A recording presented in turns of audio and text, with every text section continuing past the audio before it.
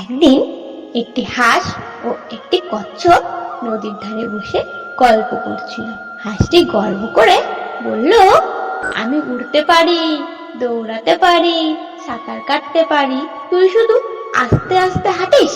তখন কচ্ছপ একটু হেসে বলল, বুদ্ধি থাকলে ধীরে ধীরে চলেও সমস্যা নেই। হাঁস বলল, ঠিক আছে, তাহলে একটা দৌড় প্রতিযোগিতা করি, নদীর ওপারে কে আগে পৌঁছাতে পারে। কচ্ছপ রাজি হলো এবং জলে নেমে পড়লো। হাঁস ভাবলো, আমি উড়ে অল্প সময়ের মধ্যেই চলে যাব, একটু বসে নি। সে আরো ভাবলো, কচ্ছপ তো অনেক সময় ধরে চলে, যেতে পারবে না। কিন্তু কচ্ছপ জলের তলা দিয়ে ধীরে ধীরে সাঁতার কাটতে কাটতে ওপারে চলে গেল। হাঁস তখনও বসেছিল। কচ্ছপ ডাঙায় উঠে বলল, আমি তো আগে এসে গেছি।